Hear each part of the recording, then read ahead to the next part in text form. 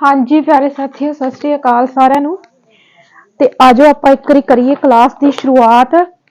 ਤੇ ਆਪਾਂ ਜਿਹੜਾ ਵਾ 7ਵੀਂ ਕਲਾਸ ਦੀ ਜਿਓਗ੍ਰਾਫੀ ਆਪਾਂ ਕਰਦੇ ਪਏ, ਜਿਹਦੇ ਵਿੱਚ ਆਪਾਂ 3 ਚੈਪਟਰ ਜਿਹੜੇ ਕਵਰ ਕਰ ਚੁੱਕੇ ਆ ਤੇ ਅੱਜ ਆਪਾਂ ਪਹੁੰਚ ਚੁੱਕੇ ਆ ਚੌਥੇ ਚੈਪਟਰ ਤੇ।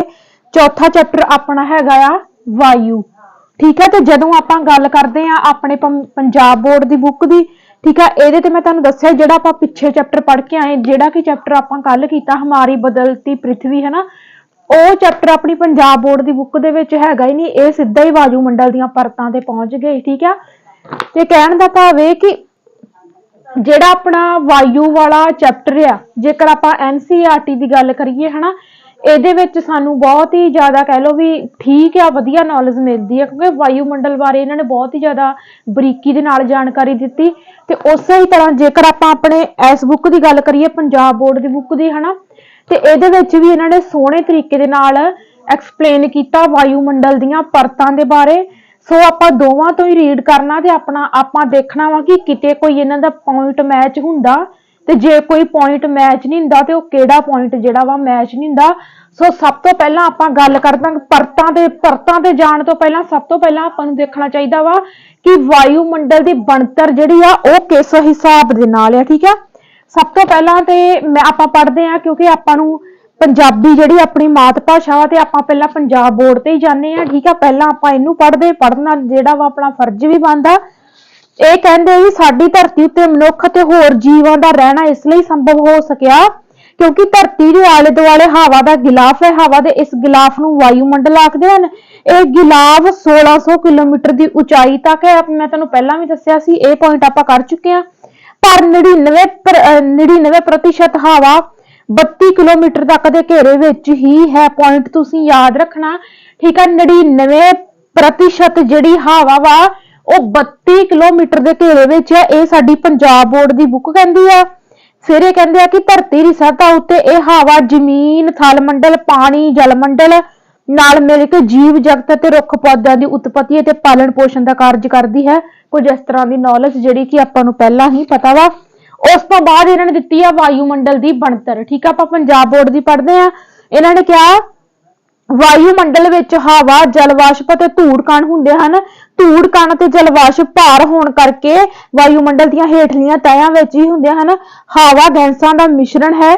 ਵਾਯੂਮੰਡਲ ਵਿੱਚ ਜਿਉਂ-ਜਿਉਂ ਉਚਾਈ ਵੱਲ ਜਾਈਏ ਗੈਸਾਂ ਦੀ ਘਣਤਾ ਘਟਦੀ ਜਾਂਦੀ ਹੈ। ਵਾਯੂਮੰਡਲ ਵਿੱਚ ਨਾਈਟ੍ਰੋਜਨ ਅਤੇ ਆਕਸੀਜਨ ਗੈਸਾਂ ਦੀ ਮਾਤਰਾ 99% ਹੈ ਅਤੇ ਬਾਕੀ ਸਾਰੀਆਂ ਗੈਸਾਂ 1% ਤੋਂ ਵੀ ਘੱਟ ਹਨ। ਪੁਆਇੰਟ ਤੁਸੀਂ ਨੋਟ ਕਰਨਾ ਵਾ, ਵਾਯੂਮੰਡਲ ਵਿੱਚ ਜ਼ਿਆਦਾਤਰ ਭਰਮਾਰ ਜਿਹੜੀਆਂ ਗੈਸਾਂ ਵਾ ਉਹ ਕਿਹੜੀ ਆ, ਨਾਈਟ੍ਰੋਜਨ ਤੇ ਆਕਸੀਜਨ ਜਿਹੜੀ ਆ 99% ਦੋ ਹੀ ਜਿਹੜੀਆਂ ਪਾਈਆਂ ਜਾਂਦੀਆਂ। ਜਿਹੜੀਆਂ ਬਾਕੀ ਗੈਸਾਂ ਵਾ ਉਹ ਸਿਰਫ 1% ਤੋਂ ਵੀ ਘੱਟ ਆ। ਇਹ ਚੀਜ਼ ਇਹਨਾਂ ਨੇ ਕਹੀ ਆ, ਯਾਦ ਰੱਖਣਾ ਪੁਆਇੰਟ। ਫਿਰ ਇਹ ਕਹਿੰਦੇ ਆ ਵਾਯੂਮੰਡਲ ਦੀ ਨਿਰੋਲ ਖੁਸ਼ਕ ਹਵਾ ਵਿੱਚ ਗੈਸਾਂ ਹੇਠਾਂ ਦੱਸੇ ਅਨੁਸਾਰ ਹਨ। ਇਹਨਾਂ ਨੇ ਗੈਸਾਂ ਦੱਸੀਆਂ ਵਾ। ਠੀਕ ਆ, ਇਹ ਪੁਆਇੰਟ ਜਿਹੜਾ ਵਾ ਆਪਾਂ ਨੋਟ ਕਰਨਾ ਵਾ। ਠੀਕ ਆ, ਸਭ ਤੋਂ ਪਹਿਲਾਂ ਆਪਾਂ ਗੱਲ ਕਰਦੇ ਆ ਵੀ ਨਾਈਟ੍ਰੋਜਨ ਦੀ ਮਾਤਰਾ ਕਿੰਨੀ ਆ, ਕਿਉਂਕਿ ਸਾਨੂੰ ਪੁੱਛ ਲਿਆ ਜਾਂਦਾ ਵਾਯੂਮੰਡਲ ਦੇ ਵਿੱਚ ਕਿਹੜੀ ਗੈਸ ਦੀ ਮਾਤਰਾ ਕਿੰਨੀ ਆ। ਠੀਕ ਆ, ਨਾਈਟ੍ਰੋਜਨ ਦੀ ਗੱਲ ਕਰਾਂਗੇ। ਠੀਕ ਆ, ਫਿਰ ਆਪਾਂ ਗੱਲ ਕਰਾਂਗੇ ਆਕਸੀਜਨ ਦੀ, ਫਿਰ ਆਪਾਂ ਗੱਲ ਕਰਾਂਗੇ ਆਰਗਨ ਦੀ। ਠੀਕ ਆ, ਫਿਰ ਆਪਾਂ ਗੱਲ ਕਰਾਂਗੇ ਆਰਗਨ ਦੀ। ਉਸ ਤੋਂ ਬਾਅਦ ਆਪਾਂ ਗੱਲ ਕਰਾਂਗੇ ਆਪਣੇ ਕਾਰਬਨ ਡਾਈਆਕਸਾਈਡ ਦੀ। ਠੀਕ ਹੈ, ਕਾਰਬਨ ਡਾਈਆਕਸਾਈਡ ਦੀ ਗੱਲ ਕਰਾਂਗੇ। ਉਸ ਤੋਂ ਬਾਅਦ ਜਿਹੜੀ ਆਪਣੀ ਅਗਲੀ ਗੈਸ ਆਉਂਦੀ ਆ ਉਹ ਆਉਂਦੀ ਆ ਹਾਈਡਰੋਜਨ। ਸੋ ਇਹ ਸਾਰੀਆਂ ਗੈਸਾਂ ਜਿਹੜੀਆਂ ਵਾ ਸਾਡੇ ਵਾਯੂਮੰਡਲ ਵਿੱਚ ਪਾਈਆਂ ਜਾਂਦੀਆਂ ਵਾ। ਠੀਕ ਹੈ, ਤੇ ਇਹਨਾਂ ਨੂੰ ਆਪਾਂ ਇੱਕ ਪੜ੍ਹਦੇ ਇੱਕ ਤਰੀਕੇ ਦੇ ਨਾਲ ਕਿ ਨਾਈਟ੍ਰੋਜਨ ਦੀ ਜਿਹੜੀ ਮਾਤਰਾ ਇਹਨਾਂ ਨੇ ਦੱਸੀ ਆ 78% ਦੱਸੀ ਆ। ਤੇ ਆਪਾਂ NCERT ਦੇ ਵਿੱਚ ਵੀ ਵੇਖ ਲੈਂਦੇ ਆ ਕਿ ਇਹਨਾਂ ਨੇ ਮਾਤਰਾ ਜਿਹੜੀ ਆ, ਹਾਂ ਠੀਕ ਆ, ਦੋਵਾਂ ਤੇ ਮੈਚ ਕਰਦੀ ਆ 78%। ਠੀਕ ਆ, ਦੋਵਾਂ ਤੇ ਹੀ ਮੈਚ ਕਰਦੀ ਆ 78% ਵਾਯੂਮੰਡਲ ਦੇ ਵਿੱਚ ਨਾਈਟ੍ਰੋਜਨ ਦੀ ਮਾਤਰਾ ਵਾ। ਦੋਨੋਂ ਬੁੱਕ ਤੇ ਸੇਮ ਆ। ਫਿਰ ਇਹਨਾਂ ਨੇ ਆਕਸੀਜਨ ਦੀ ਮਾਤਰਾ ਦਿੱਤੀ ਆ 21% ਤੇ ਸਾਡੇ ਪੰਜਾਬ ਬੋਰਡ ਵਾਲਿਆਂ ਨੇ ਦਿੱਤੀ ਆ 20%। ਠੀਕ ਹੈ, ਇਹਨਾਂ ਨੇ ਦਿੱਤੀ ਆ ਇੰਨੀ। ਠੀਕ ਹੈ, ਯਾਨੀ ਕਿ ਇਹਨਾਂ ਨੇ ਪੂਰੀ ਦਿੱਤੀ ਆ ਤੇ ਇਹਨਾਂ ਨੇ ਮਤਲਬ ਆ 99% 1% ਹੀ ਘੱਟ ਆ। ਠੀਕ ਹੈ, 21। ਠੀਕ ਹੈ, NCERT ਦੇ ਕਿੰਨੀ ਆ, 21 ਆ। ਸੋ ਦੋਵੇਂ ਤਰੀਕੇ ਦੇ ਨਾਲ ਤੁਸੀਂ ਯਾਦ ਰੱਖ ਲਿਓ। ਇਹ ਦੋ ਗੈਸਾਂ ਦਾ ਤੁਸੀਂ ਯਾਦ ਰੱਖਣੀਆਂ ਹੀ ਰੱਖਣੀਆਂ। नाइट्रोजन ते ऑक्सीजन जिहड़ी गैस आ ਇਹ ਮੁੱਖ ਤੌਰ ਤੇ ਵਾਯੂਮੰਡਲ ਵਿੱਚ ਜ਼ਿਆਦਾ ਮਾਤਰਾ ਦੇ ਵਿੱਚ ਪਾਈਆਂ ਜਾਂਦੀਆਂ। ਫਿਰ ਇਹਨਾਂ ਨੇ ਦੱਸੀ ਆ ਆਰਗਨ ਦੀ 0.94%। ਆਪਾਂ ਦੇਖਦੇ ਨੇ ਇਹਨਾਂ ਨੇ ਆਰਗਨ ਦੀ ਕਿੰਨੀ ਦਿੱਤੀ ਆ, ਠੀਕ ਆ। ਜਿਹੜੇ ਆਪਣੇ ਪੰਜਾਬ ਬੋਰਡ ਵਾਲੇ ਆ ਉਹਨਾਂ ਨੇ ਦਿੱਤੀ ਆ ਇੰਨੀ ਮਾਤਰਾ, ਤੇ ਜਿਹੜੇ ਆਪਣੇ NCERT ਵਾਲੇ ਆ ਉਹਨਾਂ ਨੇ 1% ਘੱਟ ਦਿੱਤੀ ਆ। ਯਾਨੀ ਕਿ ਆਪਸ਼ਨ ਦੇ ਵਿੱਚ ਤੁਹਾਨੂੰ ਕੁਝ ਜ਼ਿਆਦਾ ਫਰਕ ਨਹੀਂ ਆਊਗਾ। ਜੇ 94 ਦਿੱਤਾ ਮਤਲਬ ਇਹ ਦੋਵੇਂ ਆਪਸ਼ਨ ਨਹੀਂ ਪਾਉਣਗੇ, ਜਾਂ ਤਾਂ 21% ਵਾਲੀ ਆਪਸ਼ਨ ਹੋਊਗੀ ਤੇ ਜਾਂ ਫਿਰ ਆਹ ਵਾਲੀ ਹੋਊਗੀ, ਜਾਂ ਫਿਰ ਆਹ ਵਾਲੀ ਆਪਸ਼ਨ ਹੋਊਗੀ, ਜਾਂ ਫਿਰ ਆਹ ਹੋਊਗੀ। ਤੁਸੀਂ ਹਿਸਾਬ ਜਿਹਾ ਲਾ ਲੈਣਾ, ਕੋਈ ਜ਼ਿਆਦਾ ਫਰਕ ਨਹੀਂਗਾ, ਮਾਈਨਰ ਜਿਹਾ ਫਰਕ ਜਿਹੜਾ ਵਾ ਦੋਵਾਂ ਕਿਤਾਬਾਂ ਦੇ ਵਿੱਚ ਸਾਨੂੰ ਮਿਲਦਾ। ਫਿਰ ਇਹ ਕਹਿੰਦੇ ਆ ਕਾਰਬਨ ਡਾਈਆਕਸਾਈਡ ਦੀ, ਜਿਹੜੇ NCERT ਵਾਲੇ ਇਹਨਾਂ ਨੇ ਦਿੱਤੀ ਆ 0.03%, ਠੀਕ ਹੈ। ਇਹਨਾਂ ਨੇ ਇੰਨੀ ਮਾਤਰਾ ਦਿੱਤੀ ਆ, ਠੀਕ ਹੈ, ਕਾਰਬਨ ਡਾਈਆਕਸਾਈਡ ਦੀ। ਜੇਕਰ ਆਪਾਂ ਗੱਲ ਕਰੀਏ ਸੇਮ ਆ, ਪੰਜਾਬ ਬੋਰਡ ਦੀ ਬੁੱਕ ਤੇ ਵੀ ਸੇਮ ਆ। ਜੇਕਰ ਆਪਾਂ ਹਾਈਡਰੋਜਨ ਦੀ ਗੱਲ ਕਰੀਏ ਤੇ ਹਾਈਡਰੋਜਨ ਦੀ ਮਾਤਰਾ ਇਹਨਾਂ ਨੇ ਦਿੱਤੀ ਆ 0.01, ਠੀਕ ਹੈ, 0.01, ਠੀਕ ਹੈ। ਇਹ ਤੁਸੀਂ ਜਿਹੜਾ ਵਾ ਯਾਦ ਰੱਖਣੀ, ਇਹਨਾਂ ਦੀ ਮਾਤਰਾ ਸਪੈਸ਼ਲੀ ਨਾਈਟ੍ਰੋਜਨ ਤੇ ਆਕਸੀਜਨ ਦੀ ਮਾਤਰਾ ਜਿਹੜੀ ਆ ਤੁਹਾਨੂੰ पता होनी चाहिए, ठीक है। उस तो बाद आप पढ़ते हैं, कहते कि क्या आप जानते हैं कार्बन डाइऑक्साइड वायुमंडल में फैलकर पृथ्वी से विकिरित ऊष्मा को पृथ्वी पर रोककर ग्रीन हाउस प्रभाव पैदा करती है, इसलिए इसे ग्रीन हाउस गैस भी कहते हैं।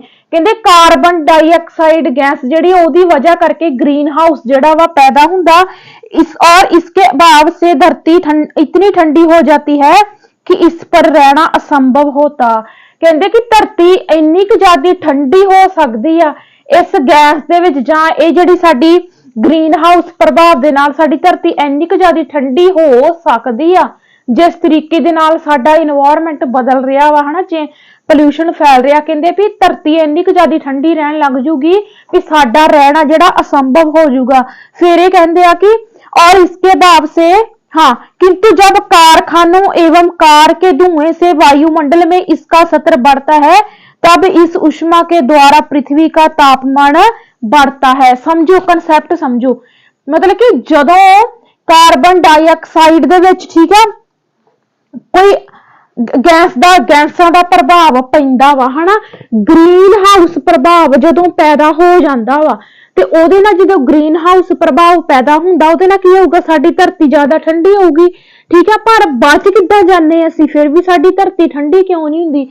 ਇਹ ਕਹਿੰਦੇ ਵੀ ਹੁੰਦਾ ਕੀ ਆ ਵੀ ਪੂਰੇ ਵਿਸ਼ਵ ਦੇ ਵਿੱਚ ਕਿੰਨੇ ਕਾਰਖਾਨੇ, ਕਿੰਨੀਆਂ ਫੈਕਟਰੀਆਂ, ਕਿੰਨਾ ਪੋਲਿਊਸ਼ਨ ਮਨੁੱਖ ਪੈਦਾ ਕਰਦਾ, ਹਨਾ, ਤੇ ਉਹ ਜਿਹੜਾ ਪੋਲਿਊਸ਼ਨ ਆ ਉਹ ਕਾਰਬਨ ਡਾਈਆਕਸਾਈਡ ਜਾਂ ਜਿਹੜਾ ਸਾਡਾ ਗ੍ਰੀਨ ਹਾਊਸ ਆ ਉਹਦੇ ਵਿੱਚ ਜਾ ਕੇ ਉਹ ਗੈਸਾਂ ਜਿਹੜੀਆਂ ਵਾ, ਉਹ ਜਿਹੜਾ ਪੋਲਿਊਸ਼ਨ ਆ ਉਹ ਕੀ ਹੋ ਜਾਂਦਾ ਵਾ, ਉਹਦੇ ਵਿੱਚ ਜਾ ਕੇ ਮਿਕਸ ਹੋ ਜਾਂਦਾ, ਜਿਹਦੀ ਵਜ੍ਹਾ ਕਰਕੇ ਕੀ ਹੁੰਦਾ ਵਾ ਵੀ ਤਾਪਮਾਨ ਜਿਹੜਾ ਉਹ ਠੰਡਾ ਹੁੰਦਾ ਵਾ ਉਹ ਵਧਣਾ ਸ਼ੁਰੂ ਹੋ ਜਾਂਦਾ ਵਾ, ਜਿਹਦੀ ਵਜ੍ਹਾ ਕਰਕੇ ਗਲੋਬਲ ਵਾਰਮਿੰਗ ਹੁੰਦੀ। ਗਲੋਬਲ ਵਾਰਮਿੰਗ ਦਾ ਤੁਸੀਂ ਸ਼ਬਦ ਸੁਣਿਆ ਹੋਊਗਾ, ਸ਼ਾਇਦ ਤੁਹਾਨੂੰ ਇਹਦਾ ਸਿਸਟਮ ਨਹੀਂ ਪਤਾ ਹੋਊਗਾ।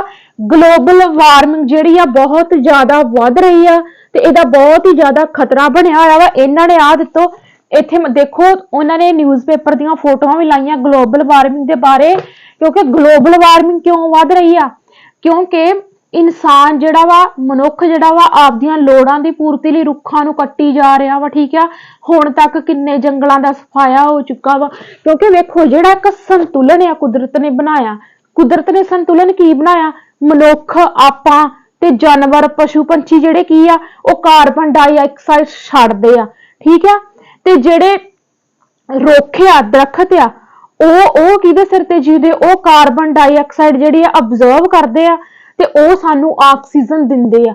ਪਰ ਵੇਖੋ ਵੀ ਜਨਸੰਖਿਆ ਜਿਹੜੀ ਉਹ ਵਧੀ ਜਾ ਰਹੀ ਆ, ਠੀਕ ਆ, ਕਾਰਬਨ ਡਾਈਆਕਸਾਈਡ ਦੀ ਮਾਤਰਾ ਵੱਧਦੀ ਜਾਂਦੀ ਆ ਤੇ ਆਪਾਂ ਰੁੱਖ ਕੱਟੀ ਜਾਂਦੇ ਆ, ਜਿੱਥੋਂ ਨੂੰ ਆਪਾਂ ਨੂੰ ਜਿਹੜਾ ਇਸ ਕੁਦਰਤ ਦੇ ਦੁਆਰਾ ਬਣਾਇਆ ਗਿਆ ਇਹ ਸੰਤੁਲਨ ਆ ਉਹ ਇੰਬੈਲੈਂਸ ਹੁੰਦਾ ਜਾ ਰਿਹਾ ਵਾ, ਜਿਹਦੀ ਵਜ੍ਹਾ ਕਰਕੇ ਗਲੋਬਲ ਵਾਰਮਿੰਗ ਦਾ ਖਤਰਾ ਜਿਹੜਾ ਆਪਾਂ ਨੂੰ ਬਣਿਆ ਹੋਇਆ ਵਾ। ਇਹ ਸਾਰੀ ਚੀਜ਼ ਇਹਨਾਂ ਨੇ ਇੱਥੇ ਪਹਿਲੇ ਪੇਜ ਦੇ ਵਿੱਚ ਦਿੱਤੀ ਆ, ठीक है। फिर ये कहते हैं कि ऑक्सीजन वायु में प्रचुरता से मिलने वाली दूसरी गैस है। मनुष्य तथा पशु सांस लेने में वायु से ऑक्सीजन प्राप्त करते हैं। मैं तुहानू समझाता सारा, ठीक है, ये सारा मैं समझाता तुहानू, ठीक है। फिर ये कहते हैं क्या आप जानते हैं जब वायु गर्म होती है तो फैलती है और हल्की होकर ऊपर उठती, यानी कि हवा जो गर्म होगी ओनी की जाऊ ओनी हल्की होगी, ते जे हवा ठंडी होगी ਉਹਦੇ ਵਿੱਚ नमी की मात्रा हो जाती ते ओनी ज्यादा हवा भारी होगी। ये चीज इन्होंने कही है। इसलिए इससे नीचे रहने की प्रवृत्ति होती है। गर्म वायु के ऊपर उठने पर आसपास के क्षेत्रों से ठंडी वायु रिक्त स्थान को भरने के लिए वहां आ जाती है। इस प्रकार वायु चक्कर चलता रहता है। समझ लग गई ना? ये सारा हवा का चक्कर जिहड़ा वा इस तरीके दे नाल चलता रहिंदा वा। ठीक है। उस तो बाद आ जांदियां वा साडियां वायुमंडल दीयां परतां। ठीक है। जेकर आपां गल करिए हुण तक तुहानूं मैं एक पॉइंट दसां भी सानू इन्हां दे विचों घुमा फिरा के क्वेश्चन आ सकदा ਉਹ ਕਿਹੜੇ ਤਰੀਕੇ ਦੇ ਨਾਲ ਤੁਸੀਂ ਜਦੋਂ ਵਾਯੂਮੰਡਲ ਦੀਆਂ ਪਰਤਾਂ ਪੜ੍ਹਦੇ ਹੋ ਤਾਂ ਤੁਸੀਂ ਇੱਕ ਹੀ ਸੀਕੁਐਂਸ ਲੈ ਕੇ ਚੱਲ ਜਾਂਦੇ ਹੋ। ਠੀਕ ਹੈ। ਜੇਕਰ ਆਪਾਂ ਬ੍ਰਹਮੰਡ ਵਾਯੂਮੰਡਲ ਤੋਂ ਗੱਲ ਕਰੀਏ ਉੱਪਰ ਤੋਂ, ਠੀਕ ਹੈ, ਨੀਚੇ ਤੋਂ ਉੱਪਰ ਤੋਂ ਗੱਲ ਕਰੀਏ, ਸਭ ਤੋਂ ਪਹਿਲਾਂ ਆਪਣੇ ਅਸ਼ਾਂਤ ਮੰਡਲ ਆਉਂਦਾ ਵਾ। ਅਸ਼ਾਂਤ ਮੰਡਲ ਤੋਂ ਉੱਪਰ ਫਿਰ ਸਮਤਾਪ ਮੰਡਲ ਆਉਂਦਾ, ਫਿਰ ਮੱਧਵਰਤੀ ਮੰਡਲ ਆਉਂਦਾ, ਫਿਰ ਤਾਪ ਮੰਡਲ ਆਉਂਦਾ, ਫਿਰ ਬਾਰੀ ਮੰਡਲ ਆਉਂਦਾ। ਠੀਕ ਹੈ। ਇਹ ਆਪਣਾ ਸੀਕੁਐਂਸ ਕਿਹੜਾ ਵਾ? ਨੀਚੇ ਤੋਂ ਉੱਪਰ ਵੱਲ ਨੂੰ। पर हो सकता कि सानू घटते क्रम च या वाधे क्रम च इस तरह पूछ लैन भी वायुमंडल तो धरती वाल सीक्वेंस। ये अपना सीक्वेंस केड़ा वा? ये सीक्वेंस अपना हैगा वा धरती तो वायुमंडल वाल। ठीक है। ये अपना सीक्वेंस केड़ा वा? धरती तो वायुमंडल वाल। ये वाला सीक्वेंस ये जेड़े तरीके दे नाल मैं तुहानू समझा रही हां ना, ਤੁਸੀਂ ਕਿਤਿਓਂ ਵੀ ਵਾਯੂਮੰਡਲ ਦੀਆਂ ਪਰਤਾਂ ਜਿਹੜੀਆਂ ਵਾ ਸਰਚ ਕਰਕੇ ਵੇਖ ਲਿਓ। ਤੁਹਾਨੂੰ ਇਸ ਤਰੀਕੇ ਦੇ ਨਾਲ ਕਿਸੇ ਨੇ ਨਹੀਂ ਦੱਸਣਾ, ਕਿਉਂਕਿ ਐਗਜ਼ਾਮੀਨਰ ਇੰਨਾ ਕੁ ਸਮਾਰਟ ਤਰੀਕੇ ਦੇ ਨਾਲ ਕੁਐਸਚਨ ਪਾਉਂਦਾ ਨਾ, ਇਹ ਸਾਨੂੰ ਦੋ ਤਰੀਕੇ ਨਾਲ ਪੁੱਛ ਸਕਦੇ। ਅਸੀਂ ਅੱਜ ਤੱਕ ਕਿਹੜੇ ਤਰੀਕੇ ਨਾਲ ਪੜ੍ਹ ਕੇ ਆਏ ਆ? ਧਰਤੀ ਤੋਂ ਵਾਯੂਮੰਡਲ ਤੱਕ ਸੀਕੁਐਂਸ। ਪਰ ਹੋ ਸਕਦਾ ਵਾ ਉਹ ਸਾਨੂੰ ਵਾਯੂਮੰਡਲ ਤੋਂ ਧਰਤੀ ਵੱਲ ਪੁੱਛ ਲੈਣ। ਜਦੋਂ ਵਾਯੂਮੰਡਲ ਤੋਂ ਧਰਤੀ ਵੱਲ ਪੁੱਛਣਗੇ फिर साडा सब तो पहला बाहरी मंडल आउणा जिन्हों असीं एक्सोस्फीयर कह दिंदे आ। उस तो बाद साडा ताप मंडल आउंदा जिन्हों असीं थर्मोस्फीयर कह दिंदे आ। उस तो बाद साडा मध्यवर्ती मंडल आउंदा जिन्हों असीं मेसोस्फीयर कह दिंदे आ। उस तो बाद साडा समताप मंडल आऊगा जिन्हों असीं स्ट्रेटोस्फीयर कह दिंदे आ। उस तो बाद साडा अशांत मंडल आउंदा जिन्हों असीं ट्रोपोस्फीयर कह दिंदे आ। ठीक है। दो तरीके दे नाल तुसीं सीक्वेंस याद रखना वा, ਉੱਪਰ ਤੋਂ ਹੇਠਾਂ ਨੂੰ ਤੇ ਹੇਠਾਂ ਤੋਂ ਉੱਪਰ ਨੂੰ, ਦੋਨੋਂ ਤਰੀਕੇ ਦੇ ਨਾਲ ਸੀਕੁਐਂਸ ਜਿਹੜਾ ਵਾ ਤੁਸੀਂ ਨੇ ਯਾਦ ਰੱਖਣਾ ਵਾ।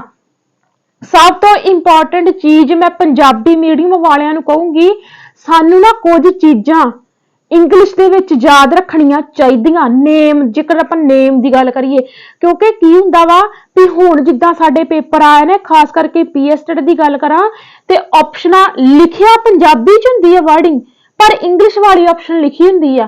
ठीक है। हुण सीटेट दा पेपर होया सी, उन्हां ने ना रीडिंग पुछियां सीगियां, रीडिंग है ना, पढ़न बारे रीडिंग पुछी। क्वेश्चन पंजाबी दा ही पंजाबी वाले पेपर दे विच, ते उन्हां ने एक्सटेंसिव रीडिंग ਉਹ ਉਦਾਂ ਹੀ ਪੰਜਾਬੀ ਦੇ ਵਿੱਚ ਲਿਖਿਆ, ਪੰਜਾਬੀ ਚ ਹੀ, ਪਰ ਲਿਖਿਆ ਕੀ ਸੀ? ਇੰਗਲਿਸ਼ ਦੇ ਵਿੱਚ ਲਿਖਿਆ ਸੀ। ਇਸ ਤਰੀਕੇ ਦੇ ਨਾਲ ਫਿਰ ਇਹੋ ਜਿਹੇ ਬੱਚਿਆਂ ਦਾ ਕੀ ਹੁੰਦਾ ਵਾ, ਜਿਹੜੇ ਬੱਚੇ ਪੰਜਾਬੀ ਮੀਡੀਅਮ ਵਾਲੇ ਹੁੰਦੇ ਆ ਉਹ ਪੰਜਾਬੀ ਮੀਡੀਅਮ ਚ ਪੜ੍ਹ ਕੇ ਚਲ ਜਾਂਦੇ ਆ, ਪਰ ਉੱਥੇ ਜਾ ਕੇ ਸਾਨੂੰ ਆਪਸ਼ਨਾਂ ਹੀ ਉਸ ਤਰੀਕੇ ਦੇ ਨਾਲ ਲਿਖੀਆਂ ਹੁੰਦੀਆਂ, ਫਿਰ ਅਸੀਂ ਕਨਫਿਊਜ਼ ਹੋ ਜਾਂਦੇ ਆ। ਸੋ ਤੁਸੀਂ ਇੰਗਲਿਸ਼ ਦੇ ਵਿੱਚ ਨਾਮ ਜ਼ਰੂਰ ਯਾਦ ਰੱਖਣੇ ਆ। ਜੇਕਰ ਤੁਹਾਨੂੰ ਇਹਨਾਂ ਦਾ ਸੀਕੁਐਂਸ ਰੱਖਣ ਦੇ ਵਿੱਚ ਪ੍ਰੋਬਲਮ ਆਉਂਦੀ, ਯਾਦ ਰੱਖਣ ਦੇ ਵਿੱਚ, ਤੁਸੀਂ ਕੀ ਕਰਨਾ ਵਾ? ਪਹਿਲਾਂ ਟੀ ਲਿਖ ਲਓ, ਫਿਰ ਐਸ ਲਿਖ ਲਓ, ਫਿਰ ਟੀ ਲਿਖ ਲਓ, TST है ना, सॉरी, फिर आ गया TSMT। ठीक है। यानी कि हो गया ट्रोपोस्फीयर हो गया, स्ट्रेटोस्फीयर हो गया, मेसोस्फीयर हो गया, थर्मोस्फीयर हो गया, ते देन एक्सोस्फीयर हो गया। ठीक है। इदां तुसी आ जिहड़ी ट्रिक बना लो, इस तरीके दे नाल तुसी कैपिटल तो याद रख ही सकदे हो। ये साडी ऑप्शन किहड़ी आ? धरती तो वायुमंडल वाल। ते जेकर तुसी वायुमंडल तो धरती वाल, ठीक है, यानी कि यह साडी उपर वाल नूं आ। जेकर असीं नीचे वाल नूं ऑप्शन याद रखनी आ, फिर साडा एक्सोस्फीयर आऊगा, है ना, फिर साडा थर्मोस्फीयर आऊगा, फिर साडा मेसोस्फीयर आऊगा, फिर साडा स्ट्रेटोस्फीयर आऊगा, फिर साडा ट्रोपोस्फीयर आऊगा। सो इस तरीके दे नाल भी तुसीं आ दो जिहड़ियां ट्रिक बना लो। ये बड़ियां कैपिटल जिहड़े कैपिटल तां सेम ही आ, बस तुसीं इस तरीके दे नाल याद रख लो, तुहानूं दोवां तरीके नाल सीक्वेंस जिहड़ा वा याद रह जूगा। हुण सब तो पहलां आपां इन्हां नूं हुण पढ़ना वा आपां डिटेल दे विच। आपां पढ़दे आ अशांत मंडल नूं कि ट्रोपोस्फीयर बारे इहदे विच की जानकारी इन्हां ने दित्ती आ। दोनां किताबां दा ही निचोड़ आपां ने करना है। ਜਿਹੜੇ ਸਾਡੀ ਪਹਿਲੀ ਪਰਤ ਆ ਅਸ਼ਾਂਤ ਮੰਡਲ, ਠੀਕ ਆ, ਧਰਤੀ ਤੋਂ ਉੱਪਰ ਵੱਲ ਜਾਂਦਿਆਂ ਪਹਿਲੀ ਪਰਤ ਆ। ਜਦੋਂ ਅਸੀਂ ਧਰਤੀ ਤੋਂ ਉੱਪਰ ਵੱਲ ਨੂੰ ਜਾਵਾਂਗੇ ਪਹਿਲੀ ਪਰਤ ਸਾਡੀ ਕਿਹੜੀ ਆਊਗੀ? ਅਸ਼ਾਂਤ ਮੰਡਲ ਆਊਗੀ। ਪਰ ਜਦੋਂ ਅਸੀਂ ਵਾਯੂਮੰਡਲ ਤੋਂ ਧਰਤੀ ਵੱਲ ਆਵਾਂਗੇ ਤੇ ਫਿਰ ਇਹ ਸਾਡੀ ਆਖਰੀ ਪਰਤ ਹੋਊਗੀ। ਇਹ ਜਿਹੜਾ ਸੀਕੁਐਂਸ ਇਹ ਵੀ ਤੁਸੀਂ ਯਾਦ ਰੱਖ ਕੇ ਚੱਲਣਾ। ਇਸ ਤੋਂ ਬਾਅਦ ਇਹ ਦੂਜਾ ਪੁਆਇੰਟ ਆਪਾਂ ਦੇਖਾਂਗੇ, ਇਸ ਦੀ ਉਚਾਈ 12 ਕਿਲੋਮੀਟਰ ਹੈ, ਠੀਕ ਆ। ਮਤਲਬ ਇਹਦੀ ਔਸਤ, ਇਹਦੀ ਜਿਹੜੀ ਔਸਤ ਉਚਾਈ ਦੱਸੀ ਇਹਨਾਂ ਨੇ ਉਹ ਕਿੰਨੀ ਦਿੱਤੀ ਆ? ਪੰਜਾਬ ਬੋਰਡ ਦੀ ਬੁੱਕ ਤੇ 12 ਕਿਲੋਮੀਟਰ ਆ ਤੇ NCERT ਦੇ ਬੁੱਕ ਤੇ 13 ਕਿਲੋਮੀਟਰ ਆ, ਠੀਕ ਆ। ਠੀਕ ਆ, ਕੁਛ ਜ਼ਿਆਦਾ ਫਰਕ ਨਹੀਂ ਆ, ਦੋਵੇਂ ਤਰੀਕੇ ਦੇ ਨਾਲ ਯਾਦ ਰੱਖ ਸਕਦੇ ਤੇ ਤੁਸੀਂ ਰੱਖ ਲਿਓ, ਠੀਕ ਆ। ਕਿਉਂਕਿ ਸਾਨੂੰ 12 ਜਾਂ 13 ਦੋ ਆਪਸ਼ਨ ਨਹੀਂ ਆਉਂਦੀ, ਦੋਵਾਂ ਚੋਂ ਕੋਈ ਇੱਕ ਆਪਸ਼ਨ ਆਊਗੀ, ਠੀਕ ਆ। ਉਸ ਤੋਂ ਬਾਅਦ ਇਹਦਾ ਤੀਜਾ ਪੁਆਇੰਟ ਹੈਗਾ ਵਾ ਭੂ-ਮੱਧ ਰੇਖਾ ਤੇ ਇਸ ਦੀ ਉਚਾਈ ਜਿਹੜੀ ਆ ਉਹ ਕਿੰਨੀ ਆ? ਭੂ-ਮੱਧ ਰੇਖਾ ਤੇ ਇਹਦੀ ਜਿਹੜੀ ਉਚਾਈ ਆ ਉਹ 16 ਤੋਂ 18 ਕਿਲੋਮੀਟਰ ਆ। ਕਿਉਂਕਿ ਕਈ ਵਾਰ ਸਾਨੂੰ ਏਦਾਂ ਦਾ ਕੁਐਸਚਨ ਵੀ ਜਿਹੜਾ ਵਾ ਪੁੱਛ ਲਿਆ ਜਾਂਦਾ ਵੀ ਅਸ਼ਾਂਤ ਮੰਡਲ ਦੀ ਭੂ-ਮੱਧ ਰੇਖਾ ਤੇ ਉਚਾਈ ਕਿੰਨੀ ਆ? ਤੇ 16 ਤੋਂ 18 ਕਿਲੋਮੀਟਰ ਆ। ਤੇ ਜੇਕਰ ਧਰੂਵੀ ਖੇਤਰਾਂ ਦੇ ਪੁੱਛਿਆ ਜਾਵੇ, ਧਰੂਵੀ ਖੇਤਰਾਂ ਤੇ 6 ਤੋਂ 8 ਕਿਲੋਮੀਟਰ ਆ ਸਿਰਫ। ਤੇ ਸਭ ਤੋਂ ਖਾਸ ਪੁਆਇੰਟ ਇਹਦਾ ਕੀ ਜਿਹੜਾ ਆਪਾਂ ਨੇ ਯਾਦ ਰੱਖਣਾ ਵਾ, ਇਹਦਾ ਪੁਆਇੰਟ ਸਭ ਤੋਂ ਖਾਸ ਕੀ ਆ ਵੀ ਮੌਸਮ ਸੰਬੰਧੀ ਸਾਰੀਆਂ ਕਿਰਿਆਵਾਂ ਜਿਹੜੀਆਂ ਵਾ, ਜਿਵੇਂ ਮੀਂਹ ਹੋ ਗਿਆ, ਹਨੇਰੀ, ਬੱਦਲ, ਤੂਫਾਨ, ਇਹ ਸਾਰੀਆਂ ਕਿਰਿਆਵਾਂ ਜਿਹੜੀਆਂ ਵਾ ਅਸ਼ਾਂਤ ਮੰਡਲ ਯਾਨੀ ਕਿ ਟ੍ਰੋਪੋਸਫੀਅਰ ਦੇ ਵਿੱਚ ਵਾਪਰਦੀਆਂ ਵਾ, ਠੀਕ ਆ। ਤੇ ਇੱਕ ਪੁਆਇੰਟ ਇੱਥੇ ਜ਼ਰੂਰ ਯਾਦ ਰੱਖਣਾ ਵਾ ਕਿ ਧਰਤੀ ਤੋਂ ਉੱਪਰ ਵੱਲ ਜਾਂਦਿਆਂ ਜੇਕਰ ਆਪਾਂ ਅਸ਼ਾਂਤ ਮੰਡਲ ਦੀ ਗੱਲ ਕਰੀਏ ਤੇ ਇੱਥੇ ਤਾਪਮਾਨ ਘਟਦਾ ਏ, ਠੀਕ ਹੈ। ਤਾਪਮਾਨ ਘਟਦਾ ਹੈ, ਇਹ ਵੀ ਪੁਆਇੰਟ ਜਿਹੜੇ ਨੇ ਤੁਸੀਂ ਨੇ ਯਾਦ ਰੱਖੀ ਜਾਣੇ ਆ। ਤਾਪਮਾਨ ਜਿਹੜਾ ਵਾ ਇੱਥੇ ਘਟਦਾ ਵਾ, ਠੀਕ ਆ। ਜੇਕਰ ਆਪਾਂ ਗੱਲ ਕਰੀਏ ਅਗਲੀ ਪਰਤ ਆ ਸਮਤਾਪ ਮੰਡਲ, ਜਿਹਨੂੰ ਆਪਾਂ ਸਟ੍ਰੈਟੋਸਫੀਅਰ ਕਹਿੰਦੇ ਆ, ਠੀਕ ਆ। ਸਟ੍ਰੈਟੋਸਫੀਅਰ ਜਿਹੜਾ ਵਾ ਧਰਤੀ ਤੋਂ ਉੱਪਰ ਵੱਲ ਜਾਂਦਿਆਂ ਦੂਜੀ ਪਰਤ ਹੋਊਗੀ। ਤੇ ਜੇਕਰ ਆਪਾਂ ਗੱਲ ਕਰੀਏ ਵਾਯੂਮੰਡਲ ਤੋਂ ਧਰਤੀ ਵੱਲ ਤੇ ਅਸ਼ਾਂਤ ਮੰਡਲ ਅਖੀਰਲੀ ਪਰਤ ਹੋਊਗੀ ਤੇ ਅਸ਼ਾਂਤ ਮੰਡਲ ਤੋਂ ਬਾਅਦ ਜਿਹੜੀ ਹੋਊਗੀ ਉਹ ਸਮਤਾਪ ਮੰਡਲ ਹੋਊਗਾ, ਠੀਕ ਹੈ। ਸੀਕੁਐਂਸ ਮੈਂ ਤੁਹਾਨੂੰ ਦੱਸਿਆ ਪਹਿਲਾਂ ਹੀ ਵੀ ਕਿਸ ਤਰੀਕੇ ਦੇ ਨਾਲ ਯਾਦ ਰੱਖਣਾ।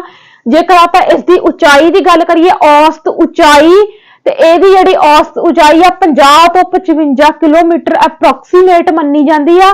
ਪਰ ਇਹ ਕਹਿੰਦੇ ਵੀ ਇਹ ਪਰਤ ਜਿਹੜੀ ਆ ਉਚਾਈ, ਇਸ ਪਰਤ ਦੀ ਜਿਹੜੀ ਉਚਾਈ ਆ ਉਹ ਮੌਸਮ ਅਨੁਸਾਰ ਬਦਲਦੀ ਰਹਿੰਦੀ ਆ। ਕਹਿੰਦੇ ਕਿਵੇਂ ਮੌਸਮ ਅਨੁਸਾਰ? ਕਹਿੰਦੇ ਵੀ ਗਰਮੀ ਦੀ ਰੁੱਤ ਵਿੱਚ ਸਰਦੀਆਂ ਨਾਲੋਂ ਇਹ ਪਰਤ ਵਧੇਰੇ ਉਚਾਈ ਤੇ ਹੁੰਦੀ ਆ, ਯਾਨੀ ਕਿ ਸਰਦੀਆਂ ਦੇ ਰੁੱਤ ਦੇ ਵਿੱਚ ਇਸ ਪਰਤ ਦੀ ਉਚਾਈ ਘਟੂਗੀ ਤੇ ਗਰਮੀਆਂ ਦੇ ਮੌਸਮ ਵਿੱਚ ਇਹਦੀ ਉਚਾਈ ਜਿਹੜੀ ਉਹ ਵਧੂਗੀ। ਇਹ ਪੁਆਇੰਟ ਯਾਦ ਰੱਖਣਾ ਸਮਤਾਪ ਮੰਡਲ ਬਾਰੇ, ਠੀਕ ਹੈ।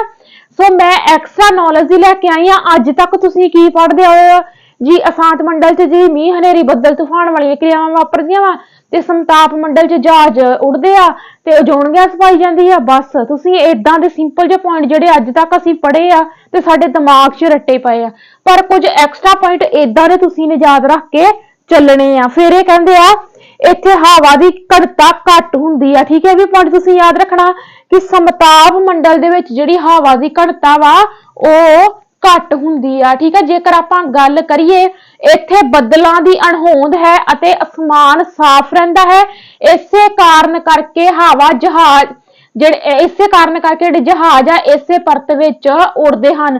ਜੇਕਰ ਇਸ ਦੇ ਤਾਪਮਾਨ ਦੀ ਗੱਲ ਆ ਜੇ ਵੀ ਉਹ ਕਿਹੜਾ ਮੰਡਲ ਆ ਜਾਂ ਵਾਯੂਮੰਡਲ ਦੀ ਉਹ ਕਿਹੜੀ ਪਰਤ ਆ ਜਿੱਥੇ ਤਾਪਮਾਨ ਸਥਿਰ ਨਹੀਂ ਰਹਿੰਦਾ, ਘਟਦਾ ਰਹਿੰਦਾ, ਵੱਧਦਾ ਰਹਿੰਦਾ। ਮੈਂ ਹੁਣੇ ਤੁਹਾਨੂੰ ਪੁਆਇੰਟ ਬੋਲਿਆ ਨਾ ਕਿ ਗਰਮੀ ਦੀ ਰੁੱਤ ਵਿੱਚ ਸਰਦੀਆਂ ਨਾਲੋਂ ਇਹ ਪਰਤ ਵਧੇਰੇ ਉਚਾਈ ਤੇ ਹੁੰਦੀ ਆ, ਯਾਨੀ ਕਿ ਫਿਰ ਆਪਾਂ ਇੱਥੇ ਜਾਂ ਲਿਖ ਨਹੀਂ ਸਕਦੇ ਵੀ ਤਾਪਮਾਨ ਘਟਦਾ ਤੇ ਵੱਧਦਾ, ਠੀਕ ਆ। ਇੱਥੇ ਘਟਦਾ ਵੀ ਆ ਤਾਪਮਾਨ ਤੇ ਵੱਧਦਾ ਵੀ ਆ।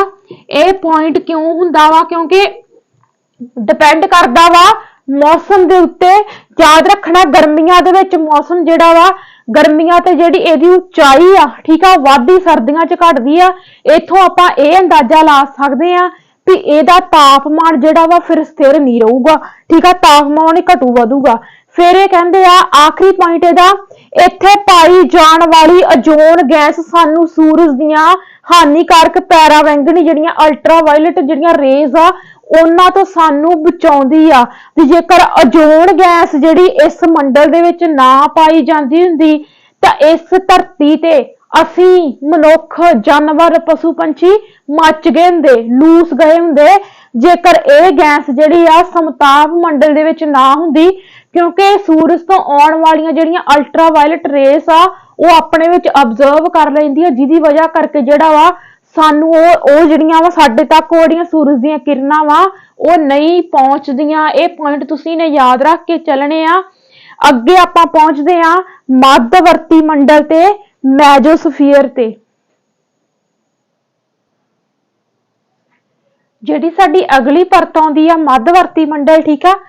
ਸਮਤਾਪ ਮੰਡਲ ਤੋਂ ਬਾਅਦ ਜਿਹੜੀ ਸਾਡੀ ਅਗਲੀ ਪਰਤ ਆ ਉਹ ਕਿਹੜੀ ਆ, ਠੀਕ ਆ। ਸਮਤਾਪ ਮੰਡਲ ਤੋਂ ਬਾਅਦ ਅਗਲੀ ਪਰਤ ਮੱਧਵਰਤੀ ਮੰਡਲ ਆ। ਇਸ ਦੀ ਉਚਾਈ 50 ਤੋਂ 80 ਕਿਲੋਮੀਟਰ ਦੇ ਘੇਰੇ ਵਿੱਚ ਆ, ਠੀਕ ਆ। ਇਹ ਪੁਆਇੰਟ ਵੀ ਤੁਸੀਂ ਨੇ ਯਾਦ ਰੱਖਣੇ ਜਾਣੇ ਆ ਵੀ ਕਿਹੜੀ ਪਰਤ ਦੀ ਉਚਾਈ ਜਿਹੜੀ ਆ ਉਹ ਕਿੰਨੀ ਆ, ਠੀਕ ਆ। ਕਹਿੰਦੇ ਵੀ ਇਸ ਪਰਤ ਵਿੱਚ ਉਚਾਈ ਨਾਲ ਤਾਪਮਾਨ ਘਟਦਾ ਹੈ। ਕਈ ਵਾਰ ਜਿਹੜਾ ਤਾਪਮਾਨ ਆ ਉਹ 90% ਤੱਕ ਚਲ ਜਾਂਦਾ ਵਾ। ਜਿੱਥੇ ਜਾ ਕੇ ਇਹ ਪਰਤ ਖਤਮ ਹੁੰਦੀ ਹੈ ਉਸ ਨੂੰ ਮੱਧਵਰਤੀ ਸੀਮਾ ਕਹਿੰਦੇ ਹਨ। ਬ੍ਰਹਿਮੰਡ ਤੋਂ ਆਉਣ ਵਾਲੇ ਉਲਕਾ ਪਿੰਡ ਇਸੇ ਪਰਤ ਵਿੱਚ ਆ ਕੇ ਸੜ ਜਾਂਦੇ ਆ। ਇਹ ਪੁਆਇੰਟ NCERT ਦੇ ਵਿੱਚ ਲਿਖਿਆ ਵਾ, ਪਰ ਪੰਜਾਬ ਬੋਰਡ ਦੀ ਬੁੱਕ ਦੇ ਵਿੱਚ ਇਹਨਾਂ ਨੇ ਇਹ ਸਾਨੂੰ ਐਕਸਟਰਾ ਡਾਟਾ ਇਦਾਂ ਦਾ ਨਹੀਂ ਮਿਲਦਾ। ਜਿਹੜਾ ਚੌਥਾ ਪੁਆਇੰਟ ਆ, ਕਹਿੰਦੇ ਕਿ ਬ੍ਰਹਿਮੰਡ ਤੋਂ ਆਉਣ ਵਾਲੇ ਜਿਹੜੇ ਉਲਕਾ ਪਿੰਡ ਆ, ਉਲਕਾ ਪਿੰਡ ਬਾਰੇ ਆਪਾਂ ਪੜ੍ਹਿਆ ਨਾ 6ਵੀਂ ਕਲਾਸ ਦੀ ਬੁੱਕ ਦੇ ਵਿੱਚ ਵੀ ਉਲਕਾ ਪਿੰਡ ਜਿਹੜੇ ਆ ਆਉਂਦੇ ਆ, ਹਨਾ। ਤੇ ਬ੍ਰਹਿਮੰਡ ਦੇ ਵਿੱਚ ਕੋਈ ਨਾ ਕੋਈ ਐਕਟੀਵਿਟੀ ਹੁੰਦੀ ਆ ਤੇ ਉਲਕਾ ਪਿੰਡ ਜਿਹੜੇ ਆ ਉਹ ਡਿੱਗਦੇ ਆ ਧਰਤੀ ਤੇ। ਪਰ ਕਹਿੰਦੇ ਕੁਝ ਉਲਕਾ ਪਿੰਡ ਜਿਹੜੇ ਆ ਉਹ ਮੱਧਵਰਤੀ ਮੰਡਲ ਯਾਨੀ ਕਿ ਮੈਜੋਸਫੀਅਰ ਦੇ ਵਿੱਚ ਆ ਕੇ ਸੜ ਜਾਂਦੇ ਆ। ਇਹ ਸਾਡੀ NCERT ਦਾ ਡਾਟਾ ਕਹਿੰਦਾ ਵਾ, ਠੀਕ ਆ। ਤੇ ਕਹਿੰਦੇ ਵੀ ਮੱਧਵਰਤੀ ਜਿਹੜੀ ਸੀਮਾ ਵਾ ਇਹਦੇ ਵਿੱਚ ਪਰਤ ਦੀ ਜਿਹੜੀ ਇਸ ਪਰਤ ਦੀ ਜਿਹੜੀ ਉਚਾਈ ਆ, ਜਿੰਨਾ ਹੀ ਅਸੀਂ ਉਚਾਈ ਤੇ ਜਾਵਾਂਗੇ ਤਾਪਮਾਨ ਜਿਹੜਾ ਵਾ ਘਟੂਗਾ, ਠੀਕ ਹੈ। ਇਹਦੇ ਬਾਰੇ ਵੀ ਮੈਂ ਐਂਡ ਤੇ ਦੱਸਦੀ ਕਿਹੜੀ ਪਰਤ ਦੇ ਵਿੱਚ ਤਾਪਮਾਨ ਘਟਣਾ ਵਾ, ਕਿਹਦੇ ਚ ਵਧਣਾ ਵਾ। ਇਹਦੀ ਕਨਫਿਊਜ਼ਨ ਤੁਸੀਂ ਕਿਸ ਤਰੀਕੇ ਦੇ ਨਾਲ ਦੂਰ ਰੱਖ ਸਕਦੇ ਆ, ਕਿਵੇਂ ਇਹਨੂੰ ਤੁਸੀਂ ਸੌਖੇ ਤਰੀਕੇ ਦੇ ਨਾਲ ਯਾਦ ਕਰ ਸਕਦੇ ਆ, ਮੈਂ ਕਲਾਸ ਦੇ ਐਂਡ ਤੇ ਦੱਸੂਗੀ। ਤੁਸੀਂ ਐਂਡ ਤੱਕ ਬਣੇ ਰਹਿਣਾ। ਇਸ ਤੋਂ ਬਾਅਦ ਮੱਧਵਰਤੀ ਮੰਡਲ ਤੋਂ ਸਾਡਾ ਆਉਂਦਾ ਵਾ ਤਾਪ ਮੰਡਲ, ਜਿਹਨੂੰ ਅਸੀਂ ਥਰਮੋਸਫੀਅਰ ਕਹਿੰਦੇ ਆ। ਸਭ ਤੋਂ ਜ਼ਿਆਦਾ ਜ਼ਰੂਰੀ ਸਾਡੇ ਲਈ ਗੱਲ ਜਾਣਨੀ ਕੀ ਆ ਵੀ ਇਹਨੂੰ ਤਾਪ ਮੰਡਲ ਕਿਉਂ ਕਿਹਾ ਜਾਂਦਾ। ਕਹਿੰਦੇ ਕਿ ਮੱਧਵਰਤੀ ਸੀਮਾ ਤੋਂ ਬਾਅਦ ਤਾਪਮਾਨ ਜਿਹੜਾ ਵਾ ਵਧਣਾ ਸ਼ੁਰੂ ਹੋ ਜਾਂਦਾ। ਇੱਥੇ ਕੀ ਸੀ, ਇੱਥੇ ਘਟਦਾ ਸੀ, ਇੱਥੇ ਜਦੋਂ ਮੱਧਵਰਤੀ ਦੀ ਸੀਮਾ ਯਾਨੀ ਕਿ ਮੱਧਵਰਤੀ ਮੰਡਲ ਦੀ ਜਿੱਥੇ ਸੀਮਾ ਆ ਕੇ ਖਤਮ ਹੋ ਗਈ ਉੱਥੇ ਤਾਪਮਾਨ ਵਧਣਾ ਸ਼ੁਰੂ ਹੋ ਗਿਆ, ਠੀਕ ਆ। ਇਸੇ ਹੀ ਕਰਕੇ ਕਹਿੰਦੇ ਆ ਵੀ ਇਸ ਪਰਤ ਨੂੰ ਤਾਪ ਮੰਡਲ ਕਹਿੰਦੇ ਆ, ਠੀਕ ਆ। ਉਸ ਤੋਂ ਬਾਅਦ ਦੂਜਾ ਪੁਆਇੰਟ ਇਹਦਾ ਕਹਿੰਦੇ ਆ ਇਸ ਦੀ ਹੇਠਲੀ ਪਰਤ ਨੂੰ ਆਇਨ ਮੰਡਲ ਕਹਿੰਦੇ ਹਨ, ਜੋ ਕਿ ਵਾਯੂਮੰਡਲ ਵਿੱਚ 100 ਤੋਂ 300 ਕਿਲੋਮੀਟਰ ਦੇ ਘੇਰੇ ਵਿੱਚ ਹੈ। ਪੁਆਇੰਟ ਟੂ ਬੀ ਨੋਟ, ਇਸ ਦੀ ਹੇਠਲੀ ਪਰਤ ਜਿਹੜੀ ਹੈ ਤਾਪ ਮੰਡਲ ਦੀ ਹੇਠਲੀ ਪਰਤ ਕੀ ਆ, ਆਇਨ ਮੰਡਲ ਆ।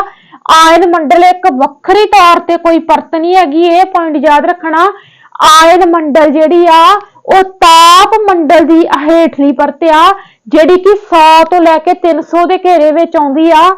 ਫਿਰ ਇਹਦਾ ਤੀਜਾ ਪੁਆਇੰਟ ਜਿਹੜਾ ਵਾ ਮੋਸਟ ਇੰਪੋਰਟੈਂਟ ਆ, ਕਹਿੰਦੇ ਇਸ ਵਿੱਚ ਬਿਜਲਈ ਅਣੂ ਹੁੰਦੇ ਹਨ, ਠੀਕ ਆ। ਇਹਦੇ ਵਿੱਚ ਬਿਜਲਈ ਅਣੂ ਹੁੰਦੇ ਹਨ। ਇਹ ਰੇਡੀਓ ਤਰੰਗਾਂ ਨੂੰ ਧਰਤੀ ਤੇ ਵਾਪਸ ਮੁੜਨ ਵਿੱਚ ਸਹਾਇਤਾ ਕਰਦੇ ਹਨ। ਇਹੀ ਕਾਰਨ ਹੈ ਕਿ ਜਿੰਨਾ ਵੀ ਵਾਇਰਲੈਸ ਸਿਸਟਮ ਕੰਮ ਕਰਦਾ ਵਾ ਉਹ ਸੰਚਾਰ ਪ੍ਰਣਾਲੀ, ਵਾਇਰਲੈਸ ਸੰਚਾਰ ਪ੍ਰਣਾਲੀ ਜਿੰਨੀ ਵੀ ਕੰਮ ਕਰਦੀ ਆ ਉਹ ਇਸੇ ਤਾਪ ਦੇ ਅਕੋਰਡਿੰਗ ਕਰਦੀ ਆ, ਠੀਕ ਆ। ਤਾਪ ਮੰਡਲ ਜਿਹੜਾ ਵਾ ਇਹਦੀ ਵਜ੍ਹਾ ਕਰਕੇ ਸਾਡਾ ਵਾਇਰਲੈਸ ਕਮਿਊਨੀਕੇਸ਼ਨ ਜਿਹੜਾ ਵਾ ਉਹ ਕੰਮ ਕਰਦਾ ਵਾ। ਇਹ ਤੁਸੀਂ ਪੁਆਇੰਟ ਜਿਹੜੇ ਨੇ ਯਾਦ ਰੱਖਣੇ ਨੇ, ਕਿਹੜੇ ਪੁਆਇੰਟ ਦੇ ਵਿੱਚ ਜਹਾਜ਼ ਉੱਡਦੇ ਆ, ਕਿਹੜੀ ਪਰਤ ਦੇ ਵਿੱਚ ਹਵਾ, ਮੀਂਹ, ਹਨੇਰੀ ਦੇ ਨਾਲ ਸੰਬੰਧਿਤ ਜਿਹੜੀਆਂ ਘਟਨਾਵਾਂ ਵਾਪਰਦੀਆਂ, ਠੀਕ ਹੈ। ਇਹ ਸਾਰਾ ਕੁਝ ਪੁਆਇੰਟ ਜਿਹੜੇ ਨੇ ਤੁਸੀਂ ਨੇ ਯਾਦ ਰੱਖਣੇ ਆ। ਇਸ ਤੋਂ ਬਾਅਦ ਜਿਹੜੀ ਸਾਡੀ ਅਗਲੀ ਪਰਤ ਆਉਂਦੀ ਹੈ ਨਾ ਬਾਹਰੀ ਮੰਡਲ, ਜਿਹਨੂੰ ਅਸੀਂ ਐਗਜ਼ੋਸਫੀਅਰ ਕਹਿ ਦਿੰਦੇ ਆ, ਠੀਕ ਹੈ। ਜਿਹੜੀ ਸਾਡੀ ਅਗਲੀ ਪਰਤ ਆਉਂਦੀ ਆ ਬਾਹਰੀ ਮੰਡਲ ਐਗਜ਼ੋਸਫੀਅਰ, ਉਹਦੇ ਬਾਰੇ ਤੁਹਾਨੂੰ ਕੋਈ ਜ਼ਿਆਦਾ ਪੜ੍ਹਨ ਦੀ ਲੋੜ ਨਹੀਂ, ਮੈਂ ਤੁਹਾਨੂੰ ਉਦਾਂ ਹੀ ਯਾਦ ਰੱਖ ਦਿੰਨੀ ਆ। ਉਦਾਂ ਹੀ ਮੈਂ ਤੁਹਾਨੂੰ ਯਾਦ ਰੱਖਣ ਲਈ ਕੁਝ ਪੁਆਇੰਟ ਦੱਸ ਦਿੰਨੀ ਆ, ਕੋਈ ਜ਼ਿਆਦਾ ਜ਼ਰੂਰੀ ਨਹੀਂ ਹੈਗਾ। ਬਸ ਤੁਸੀਂ ਇਹ ਯਾਦ ਰੱਖਣਾ ਵਾ ਕਿ ਸਭ ਤੋਂ ਅਖੀਰਲੀ ਪਰਤ ਕਿਹੜੀ ਆ, ਧਰਤੀ ਤੋਂ ਉੱਪਰ ਵੱਲ ਨੂੰ ਜਾਂਦੇ ਆ ਵਾਯੂਮੰਡਲ ਦੀ ਅਖੀਰਲੀ ਪਰਤ ਕਿਹੜੀ ਆਉਂਦੀ ਆ, ਬਾਹਰੀ ਮੰਡਲ ਆਉਂਦੀ। ਬਸ ਤੁਸੀਂ ਇਹੋ ਯਾਦ ਰੱਖਣਾ ਕਿ ਸਭ ਤੋਂ ਖਤਰਨਾਕ ਜਿਹੜੀਆਂ ਗੈਸਾਂ ਵਾ ਹਾਈਡਰੋਜਨ ਤੇ ਹੀਲੀਅਮ ਉਹ ਇਹਦੇ ਵਿੱਚ ਪਾਈਆਂ ਜਾਂਦੀਆਂ ਬਾਹਰੀ ਯਾਨੀ ਕਿ ਐਟਮੋਸਫੀਅਰ ਦੇ ਵਿੱਚ। ਬਾਕੀ ਇਹਦੇ ਬਾਰੇ ਕੁਝ ਜ਼ਿਆਦਾ ਯਾਦ ਰੱਖਣ ਦੀ ਲੋੜ ਨਹੀਂ ਆ। ਇਹ ਸੀ ਸਾਡੀਆਂ ਪਰਤਾਂ ਵਾਲਾ ਕਨਸੈਪਟ। ਤੇ ਆਪਾਂ ਜਾਣਦੇ ਆ ਕਿ ਇਹਨਾਂ ਨੇ ਅੱਗੇ ਕੋਈ ਹੋਰ ਐਕਸਟਰਾ ਜਾਣਕਾਰੀ ਤਾਂ ਨਹੀਂ ਦਿੱਤੀ। हाँ, मौसम एवं जलवायु ये कहते आ। अच्छा, वायुमंडल बारे एक बार पढ़ लेने इन्होंने की किया। वायुमंडल की सबसे ऊपरी परत को ब्रह्मंडल नाम से जाना जाता है। यह वायु की पतली परत होती है। हल्की गैसें जैसे हीलियम एवं हाइड्रोजन यही अंतरिक्ष में तैरती हैं। समझ लगी ना? बस तुम यही पॉइंट ये बारे याद रखना कि हाइड्रोजन ते हीलियम गैसां जिहड़ियां वा ये वायुमंडल यानी कि एग्जोस्फीयर दे विच पाईयां जांदियां वा। फिर ये कहंदे आ, क्या आज वर्षा होगी? क्या आज दिन साफ होगा और धूप निकलेगी? कितनी ही बार हमने क्रिकेट प्रेमियों के मुंह से एक दिवसीय मैच के भविष्य पर अनुमान लगाते सुना होगा। यदि हम कल्पना करें कि हमारा शरीर एक रेडियो है और मस्तिष्क उसके स्पीकर, तो मौसम वह है जो इसके नियंत्रण बटने से छेड़छाड़ करता रहता है। मौसम वायुमंडल की प्रत्येक घंटे तथा दिन प्रतिदिन की स्थिति होती है। आर्द्र एवं गर्म मौसम किसी को भी चिड़चिड़ा बना सकता है। अच्छा हवादार मौसम हमें आनंद देता है और हम घूमने की योजना भी बना सकते हैं। मौसम तात्कालिक रूप से दिन प्रतिदिन बदलता है, किंतु दीर्घ काल में किसी स्थान का औसत मौसम उस स्थान की जलवायु बनाता है। क्या आप समझ गए कि हम मौसम का दैनिक पूर्वानुमान क्यों करते हैं? यानी कि कहने का भाव यह है कि मौसम ते जलवायु दे विच बहुत वड्डा फर्क है। मौसम जिहड़ा वा वो बदलदा वा, पर जलवायु जिहड़ा क्लाइमेट है कदी नहीं बदलदा, वो स्थिर ही रहिंदा वा। ठीक है, हुण साडी पंजाब दी जलवायु दी गल करिए तां मिक्स आ।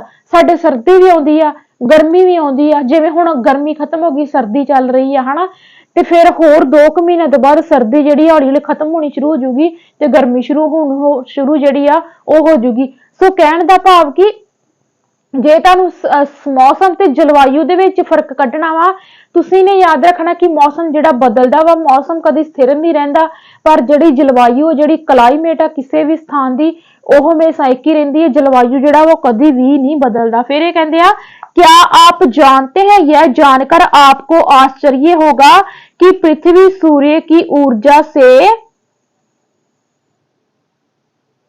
2 अरब, अच्छा एक मिनट कहते कि यह जानकर आपको आश्चर्य होगा कि सूर्य की ऊर्जा का केवल 1 अरब प्राप्त। हाँ वेखो, कहते भी जिहड़ी साडी धरती आ वो जिहड़ी सूरज दी ऊर्जा वा 2 अरब ऊर्जा प्राप्त करती है। 2 अरब किन्ना हुंदा वा? कहते 2 अरब ऊर्जा जिहड़ी आ धरती सूरज दी ऊर्जा जिहड़ी वो प्राप्त करती है। यह पॉइंट इन्होंने एनसीईआरटी दे विच लिखा वा। फिर ये कहते आ, आप प्रतिदिन जिस तापमान का अनुभव करते हैं वह वायुमंडल का तापमान होता है। वायु में मौजूद ताप एवं शीतलता का परिणाम को तापमान कहते हैं। ठीक है, वायुमंडल का तापमान केवल दिन और रात में ही नहीं बदलता बल्कि ऋतुओं के अनुसार भी बदलता है। शीत रुत की अपेक्षा ग्रीष्म रुत ज्यादा गर्म होती है। ठीक है, कहते भी रुतां दे अनुसार भी मौसम बदलता। ठीक है, ये चीज इन्होंने कही है। आतपान एक महत्वपूर्ण कारक है जो तापमान के वितरण को प्रभावित करता है। सूर्य से आने वाले वह ऊर्जा जिसे पृथ्वी रोक लेती है आतपान कहलाती है। पॉइंट तुसी नोट करने आ, क्योंकि असी एनसीईआरटी क्यों पढ़ रहे हैं, क्योंकि वायुमंडल दी परतां ते असी अज तक पढ़ते ही आए हैं। सो ये तो चलो आपां पढ़ लिया, पर एनसीईआरटी दे विचों वायु वाला चैप्टर जिहड़ा वा वो सानू कुछ एक्स्ट्रा नॉलेज दिंदा वा। ठीक है, इन्होंने दिता वा आतपान। ठीक है, आतपान। ठीक है, आतपान। एक मिनट आपां ब्लैक नाल लिखदे हैं ताकि तुहानू क्लीयरली जिहड़ा वा दिख सके। आतपान। ठीक है, आतपान। आतपान की आ? कहंदे एक महत्वपूर्ण कारक जो तापमान के वितरण को प्रभावित करता है। सूर्य से आने वाली वह ऊर्जा जो पृथ्वी रोक लेंदी है। हाँ, आतपान किनू कहंदे आ? सूरज तो आउण वाली ओह ऊर्जा। ठीक है, ओह ऊर्जा जिसनू धरती रोक लेंदी आ। ठीक है, जिसनू ਧਰਤੀ ਰੋਕ ਲੈਂਦੀ ਹੈ, ਜਿਸ ਨੂੰ ਧਰਤੀ ਰੋਕ ਲੈਂਦੀ ਹੈ ਉਹਨੂੰ ਕੀ ਕਹਿੰਦੇ ਆ? ਆਤਪਾਣ ਕਹਿੰਦੇ ਆ। ਇਹ ਪੁਆਇੰਟ ਤੁਸੀਂ ਨੋਟ ਕਰਨਾ, ਠੀਕ ਹੈ। एनसीईआरटी वाले कहते हैं, कहते आतपान सूर्य तप की मात्रा भूमध्य रेखा से ध्रुवों की ओर घटती है, इसलिए तापमान उसी प्रकार घटता जाता है। क्या आप समझ गए होंगे कि ध्रुव बर्फ से क्यों ढके होते हैं? किन्नी घैंट गल पता लगी। ਕਹਿੰਦੇ ਕਿ ਜਿਹੜਾ ਇਹ ਆਤਪਾਣ ਆ, ਆਤਪਾਣ ਕੀ ਆ ਕਿ ਸੂਰਜ ਤੋਂ ਆਉਣ ਵਾਲੀਆਂ ਜਿਹੜੀਆਂ ਊਰਜਾ ਉਹ ਧਰਤੀ ਜਿਹੜੀ ਆ ਰੋਕਦੀ ਆ। ਪਰ ਕਹਿੰਦੇ ਕਿ ਇਹ ਜਿਹੜਾ ਆਤਪਾਣ ਆ ਹਨਾ, ਆ ਮੰਨ ਲਓ ਕੀ ਆ ਸਾਡੀ ਧਰਤੀ ਆ ਤੇ ਆ ਸਾਡੇ ਧੁਰੇ ਆ, ਕਹਿੰਦੇ ਵੀ ਜਦੋਂ ਪਰ ਜਿਹੜੀ ਧਰਤੀ ਆ ਉਹ ਕੀ ਕਰਦੀ ਆ? ਊਰਜਾ ਨੂੰ ਰੋਕਦੀ ਆ, ਸੂਰਜ ਤੋਂ ਆਉਣ ਵਾਲੀ ਊਰਜਾ ਨੂੰ ਜਿਹੜੇ ਆ ਅਬਜ਼ਰਵ ਕਰਦੀ ਆ। ਪਰ ਕਹਿੰਦੇ ਇਹ ਜਿਹੜਾ ਆਤਪਾਣ ਆ ਧਰੂਆਂ ਤੇ ਘਟਦਾ ਜਾਂਦਾ ਵਾ।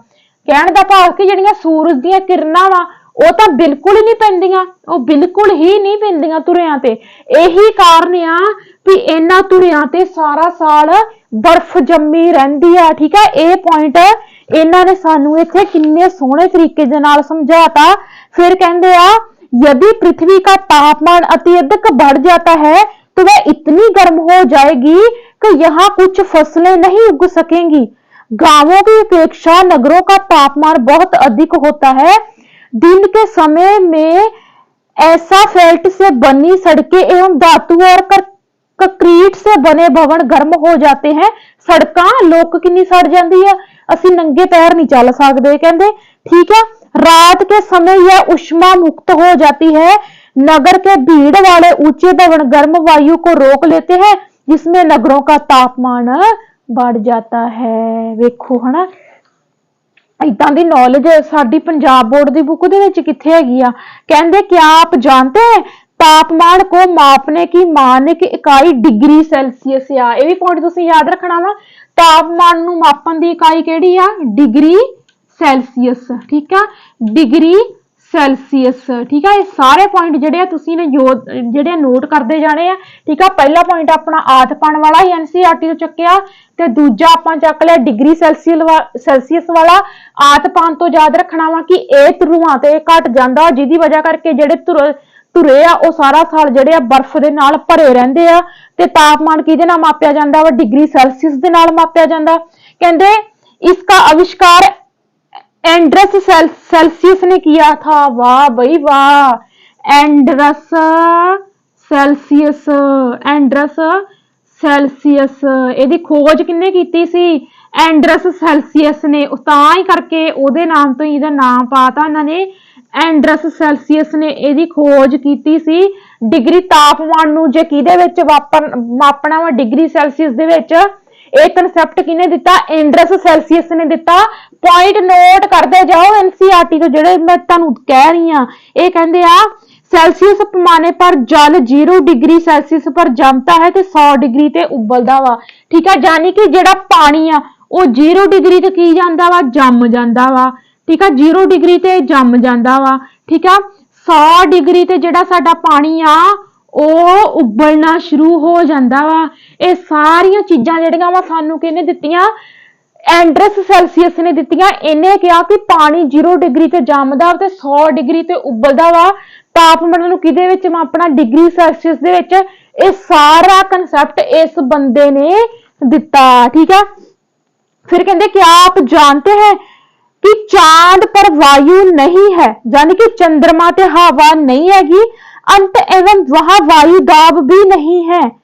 अंतरिक्ष यात्री जब चांद पर जाते हैं तो वह विशेष रूप से सुरक्षित हवा से भरी हुई अंतरिक्ष पोशाक पहन के जाते।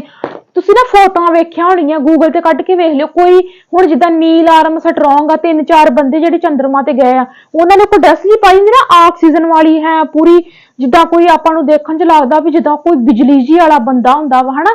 ਕਿਉਂਕਿ ਉੱਥੇ ਹਵਾ ਹੀ ਨਹੀਂ ਹੈਗੀ, ਉੱਥੇ ਆਕਸੀਜਨ ਹੀ ਨਹੀਂ ਮਿਲਣੀ, ਬਿਨਾ ਆਕਸੀਜਨ। ਹੁਣ ਆਕਸੀਜਨ ਉਹ ਨਾਲ ਲੈ ਕੇ ਜਾਊਗਾ ਤੇ ਫਿਰ ਹੀ ਉੱਥੇ ਜਿੰਦਾ ਰਹੂਗਾ। ਇਹ ਕਾਰਨ ਆ। ठीक है, ਇਹ चीज इन्होंने इत्थे बच्चों नूं दसी है, चलो आपां नूं ते पता वा। फिर कहते यदि वह इस अंतरिक्ष पोशाक को ना पहने तो अंतरिक्ष यात्रियों के शरीर द्वारा विपरीत बल लगने के कारण उनकी रक्त श्राएं फट सकती है, जिसके अंतरिक्ष यात्री की मौत हो सकती है। क्या आप जानते हैं पवन का नाम उसके आने की दिशा के आधार पर निर्धारित होता है। उदाहरण के लिए पश्चिम से आने वाली पवन को पश्चिमी पवन कहते हैं। यानी कि दिशा के अकॉर्डिंग असी हवा का नाम लेने, जिदा कह नहीं देंगे भी अज उत्तरों वालों हवा चल रही है, ठीक है, अज की कहते होंगे अपने बीबियां कहंदियां होंदियां ना, अज पुरे दी हवा चलन दी है ना। एक ओदा भी गाना आया सी, किहदा सीगा है ना, अपना की नाम से ओदा, लखविंदर वडाली दा आया सी ना हवा ते गाना, ठीक है, सज्जणा दे देश वालों चलदी है हवाए नहीं, है ना। कहने का भाव कि चलो उन्हें तो एक गाने का रूप देता, पर कहने का भाव है कि ਜਿਹੜੀਆਂ ਇਹ ਹਵਾਵਾਂ ਵਾ ਦਿਸ਼ਾ ਦੇ ਅਕੋਰਡਿੰਗ ਚੱਲਦੀਆਂ, ਪੱਛਮ ਵੱਲੋਂ ਚੱਲ ਰਹੀ ਉਹਨੂੰ ਪੱਛਮੀ ਹਵਾ ਕਹਿ ਦਿੰਨੇ ਆ, ਪੂਰਬ ਵੱਲੋਂ ਚੱਲ ਰਹੀ ਉਹਨੂੰ ਅਸੀਂ ਪੂਰਬੀ ਹਵਾ ਕਹਿ ਦਿੰਨੇ ਆ। ਇਹ ਚੀਜ਼ ਆ, ਠੀਕ ਆ। ਉਸ ਤੋਂ ਬਾਅਦ ਇਹਨਾਂ ਨੇ ਵਾਯੂ ਦਾਬ ਬਾਰੇ ਦੱਸਿਆ ਵਾ, ठीक है, वायु दाब बारे ਆਪਾਂ थोड़ा ਜਿਹਾ पढ़ ਲੈਂਦੇ ਆ। ਇਹ ਕਹਿੰਦੇ ਆ, यह जानकर आपको आश्चर्य होगा कि वायु हमारे शरीर पर उच्च दाब के साथ बल लगाती है, किंतु हम उसका अनुभव नहीं करते। यह इसलिए होता है कि क्योंकि वायु दाब हमारे ऊपर सभी दिशाओं से लगता है और हमारा शरीर विपरीत बल लगाता है। जान कहने का भाव कि ਜਦੋਂ ਅਸੀਂ ਸਕੂਲਾਂ ਦੇ ਵਿੱਚ ਪੜ੍ਹਦੇ ਸੀ ਤਾਂ ਸਾਨੂੰ ਇੱਕ ਕੁਐਸਚਨ ਪੁੱਛਿਆ ਜਾਂਦਾ ਹੁੰਦਾ ਕਿ ਕੀ ਹਵਾ ਦਾ ਭਾਰ ਹੁੰਦਾ। ਬਿਲਕੁਲ ਹਵਾ ਦਾ ਭਾਰ ਹੁੰਦਾ। ਇਹੋ ਕੀ ਆ, ਵਾਯੂ ਦਾਬ। ਅਸੀਂ ਮਹਿਸੂਸ ਨਹੀਂ ਕਰ ਸਕਦੇ, ਹਨਾ, ਵੀ ਅਸੀਂ ਮਹਿਸੂਸ ਨਹੀਂ ਕਰਦੇ ਕਿਉਂਕਿ ਸਾਰੀਆਂ ਦਿਸ਼ਾਵਾਂ ਤੋਂ ਆਉਣ ਵਾਲੀਆਂ ਹਵਾਵਾਂ ਜਿਹੜੀਆਂ ਮਿਕਸ ਹੋ ਜਾਂਦੀਆਂ, ਜਿਹਦੀ ਵਜ੍ਹਾ ਕਰਕੇ ਅਸੀਂ ਵਾਯੂ ਦਾਬ ਨੂੰ ਜਿਹੜਾ ਵਾ ਫੀਲ ਨਹੀਂ ਕਰ ਸਕਦੇ। ਪਰ ਇਹ ਚੀਜ਼ ਹੈਗੀ ਆ ਕਿ ਹਵਾ ਦਾ ਜਿਹੜਾ ਭਾਰ ਆ ਉਹ ਹੁੰਦਾ ਵਾ, ਠੀਕ ਆ। कहते पृथ्वी की सतह पर वायु के भार द्वारा लगाया गया दाब वायु दाब कहलाता है। वायुमंडल में ऊपर की ओर जाने पर दाब तेजी से गिरने लगता है। समुद्र सतह पर वायु दाब संवर्धित होता है और ऊंचाई पर जाने पर यह घटता है, ठीक है। कहने का भाव कि जिन्ना असीं ऊंचाई ते तुरे जावांगे वायु दाब उन्ना ही घटदा जाऊगा, ठीक है, यानी कि नमी जिहड़ी आ वो बढ़ती जाऊगी। वायु दाब का क्षैतिज वितरण किसी स्थान पर उपस्थित वायु के ताप द्वारा प्रभावित होता है। अधिक तापमान वाले क्षेत्रों में वायु गर्म होकर ऊपर उठती है, यह निम्न दाब क्षेत्र बनाता है। निम्न दाब, हाँ याद रखो पॉइंट, ये कहंदे कि जिथे तापमान ज्यादा आ, जिथे तापमान गर्म आ, उत्थे हवावां ज्यादियां उपर उठदियां वा, निम्न दाब क्षेत्र बनदा वा, यानी कि निम्न दाब क्षेत्र बनदा वा ते हवावां जेड़ियां वा फिर ये कहंदे आ निम्न दाब बादल युक्त आकाश एवं नम मौसम के साथ जुड़ा होता है। कम तापमान वाले क्षेत्रों की वायु ठंडी होती है। जिथे तापमान घट होगा उत्थे हवा ठंडी होगी, ते जिथे तापमान वध होगा उत्थे हवा भी गर्म होगी। ये पॉइंट जिहड़े आ तुसीं ने दिमाग दे विच बिठाउणे आ, ठीक है। इसके फलस्वरूप यह भारी होती है। भारी वायु निम्न से होकर उच्च दाब क्षेत्र बनाती है। उच्च दाब के कारण स्पष्ट एवं स्वच्छ आकाश होता है। वायु सदैव उच्च दाब क्षेत्र से निम्न दाब क्षेत्र को और गमन करती है। पॉइंट नोट करना वा, कहंदे आ भी हवा वा ਜਿਹੜੀ हवा वा वो किदां चलदी आ, हमेशा उच्च दाब तो घट वायु दाब वाल, ठीक है, उच्च दाब तो घट वायु दाब वाल चलूगी, घट वायु दाब वाल नूं चलूगी। ये हवा दा जिहड़ा वा सर्कल आ, उच्च दाब तो घट वायु दाब वाल चलेगी, ठीक है। ये पॉइंट तुसीं हवा दे बारे याद रखना। हवावां जिहड़ियां वा हमेशा किदां चलदियां वा, उच्च दाब तो घट वायु दाब वाल। मान लो, ठीक है, मान लो मैं आ एक सर्कल बनाया, ठीक है, आ सर्कल आ, इत्थे वायु दाब की आ बहुत ही ज्यादा वा, ते इत्थे अंदर नूं वायु दाब घट आ ते हवावां इस तरीके दे नाल चलदियां जाणगियां, इस तरीके दे नाल, ठीक है। ते इहदे उल्ट जे बाहर घट वायु दाब आ ते अंदर ज्यादा वा, फिर वायु इस तरीके दे नाल चलदी जाऊगी। ये पॉइंट जिहड़े अपने दिमाग दे विच तुसीं ने बिठाउणे आ। फिर ये कहंदे पवन, ठीक है, उच्च दाब क्षेत्र से निम्न दाब क्षेत्र की और वायु की गति को पवन कहते हैं। हाँ, इहनूं की कहंदे आ, पवन कहंदे आ। इस गति नूं की कहंदे आ, पवन कहंदे आ, ठीक है। फिर कहंदे आ आप पवन को काम करते देख सकते हैं जब ये सड़क पर गिरी पत्तियों को उड़ाता अथवा तूफान से समय पेड़ों को उखाड़ देती है। कभी कभी जब पवन धीरे बहती है तो आप इसे महीन धूल या धुएं को उड़ाते देख सकते हैं। कभी कभी पवन इतनी तेज होती है कि इसके विपरीत दिशा में चलना कठिन हो जाता है। ਜਦੋਂ ਹਨੇਰੀਆਂ ਨਹੀਂ ਆਉਂਦੀਆਂ ਹੁੰਦੀਆਂ ਕਿ ਜਿੱਦਾਂ ਹਵਾ ਸਾਨੂੰ ਧੱਕ ਕੇ ਲਈ ਜਾਂਦੀ ਹੈ ਨਾ, ਇਦਾਂ ਕਰਦੀ ਹੁੰਦੀ ਹੈ ਹਵਾ, ਉਹਨੂੰ ਅਸੀਂ ਹਵਾ ਨਹੀਂ ਕਹਿ ਸਕਦੇ, ਉਹਨੂੰ ਐਨਸੀਈਆਰਟੀ ਦੇ ਵਿੱਚ ਇਹਨਾਂ ਨੇ ਪਵਨ ਦਾ ਰੂਪ ਦਿੱਤਾ। ਯਾਨੀ ਕਿ ਉੱਥੇ ਇਹਨਾਂ ਨੇ ਹਵਾ ਨਹੀਂ ਕਿਹਾ, ਇਹਨਾਂ ਨੇ ਕਿਹੜਾ ਸ਼ਬਦ ਵਰਤਿਆ ਵਾ, ਪਵਨ ਸ਼ਬਦ ਵਰਤਿਆ ਵਾ। ਠੀਕ ਆ, ਇਹਨਾਂ ਨੇ ਐਕਸਟਰਾ ਦੱਸਿਆ ਵਾ ਵੀ ਜਿਹੜੀਆਂ ਹਵਾਵਾਂ ਉੱਚ ਦਾਬ ਤੋਂ ਘੱਟ ਵਾਯੂ ਦਾਬ ਵੱਲ ਚੱਲਦੀਆਂ ਉਹਨੂੰ ਪਵਨ ਕਹਿੰਦੇ ਆ। ਠੀਕ ਆ, ਇਹ ਪੁਆਇੰਟ ਜਿਹੜਾ ਵਾ ਤੁਸੀਂ ਨੇ ਯਾਦ ਰੱਖਣਾ ਵਾ। फिर इन्होंने कुछ किस्मां दसियां वा हवावां दीयां, स्थानक पौना, मौसमी पौना ते स्थानक पौना। ठीक है, इन्हां बारे आपां पढ़ लेने। स्थानक पौना किहड़ियां हुंदियां? व्यापारक पश्चिमी एवं पूर्वी पवनें स्थानीय पवन है, ये वर्षा भर लगातार निश्चित दिशा में चलती है। यानी कि स्थानक पौना किहड़ियां वा? स्थानक पौना वा जिन्हां नूं असीं व्यापारक पौना भी कह दिंदे आ। ਇਹ ਜਿਹੜੀਆਂ ਵਾ नहीं व्यापारक नहीं, हाँ स्थानक पौना मतलब इन्हां दी दिशा जिहड़ी आ कदी बदलदी नहीं है, इन्हां दी दिशा जिहड़ी आ हमेशा एक ही रहिंदी है। जिहड़ियां मौसम पौना वा उन्हां दी दिशा बदलदी रहिंदी है। बस इस तुसीं याद रख लिओ, कुछ ज्यादा औखा नहीं हैगा। ठीक है,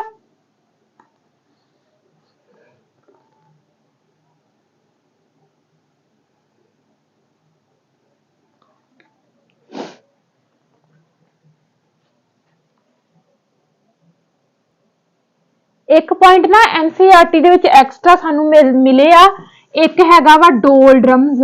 ठीक है, डोल ड्रम्स है ना, एक हैगे आ चक्रवात, एक हैगे आ चक्रवात। ठीक है, जे ये मैं तुहानू हुण ही कराउण लगी क्योंकि मोस्ट इंपॉर्टेंट आ जिहड़े कि साडे लई एनसीईआरटी तो पढ़ने बहुत जरूरी है। ठीक है, हवावां दे नाल ही संबंधित एक कंसैप्ट है। डोल ड्रम्स हो गया, चक्रवात हो गया, बहुत ही सोहनी पिक्चर दित्ती इन्हां ने। जे मैं अज ही कराउण लग गई तुसीं कन्फ्यूज हो जाओगे। ये जिहड़ा इसे ही चैप्टर दा अगला पार्ट जिहड़ा एनसीईआरटी तो वो आपां करते हैं अगली वीडियो दे विच। ते होप आ तुहानू अज वाला कंसैप्ट जिहड़ा वधिया लग्गिया होगा, इंटरस्टिंग लग्गिया होगा। ते मिलदे आं आपां अगली क्लास दे विच। सत श्री अकाल सारिआं नू।